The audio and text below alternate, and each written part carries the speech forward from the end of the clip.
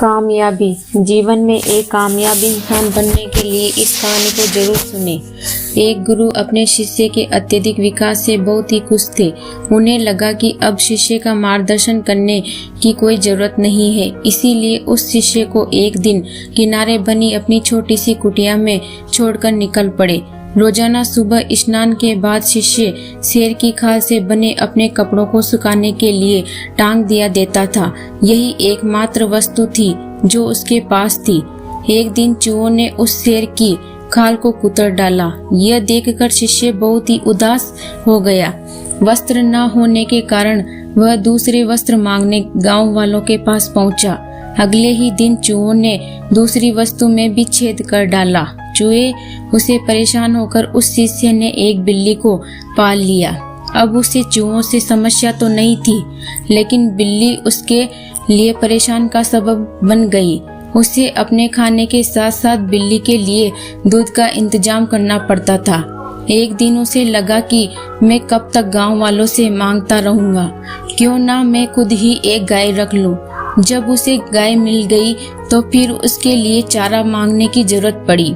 उसे लगा कि झोपड़ी के चारों ओर जो घास है उससे इसका काम चल जाएगा, लेकिन इसमें उसके सामने गाय को चराने की समस्या खड़ी हो गई।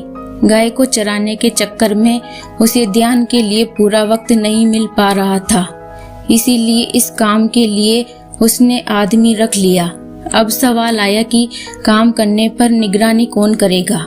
इसके लिए उस शिष्य ने एक महिला से शादी कर ली जो इसके इन सारे कामों की निगरानी करती और उसके काम में हाथ बटाती।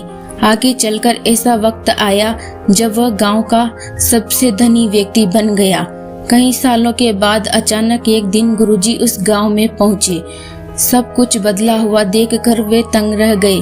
उन्होंने देखा कि जहां कभी कुटियां हुआ करती थी वहां आज एक आलीशान इमारत खड़ी है। उन्होंने एक नौकर से पूछा, क्या यह वही जगह है जहां कभी मेरा एक शिष्य रहा करता था? नौकर उन्हें कोई जवाब देता इससे पहले ही गुरु का वह शिष्य हाजिर हो गया। गुरु ने उससे पूछा, वत्स आखिर ये सब क्या है? इस पर शिष्य ने कहा, आपको विश्वास नहीं हो रहा है ना, लेकिन मेरे पास सिवाय इसके कोई दूसरा तरीका नहीं था कि मैं शेर की खाल को हटा देता। तो दोस्तों, इस कहानी से हमें यह शिक्षा मिलती है कि हमें अपने जीवन में जिसकी जरूरत महसूस हो हमें उसको प्राप्त करने का प्रयास करना चाहिए, न कि उससे दूर भागने का, क्योंकि प्रयास से ही हमें कामयाबी मिलती है। आशा करती हूँ कि आपको हमारी कहानी अच्छी लगी हो, तो हमारी जिंदगी की कहानियाँ चैनल को सब्सक्राइब करना ना भूलें। धन्यवाद दोस्तों।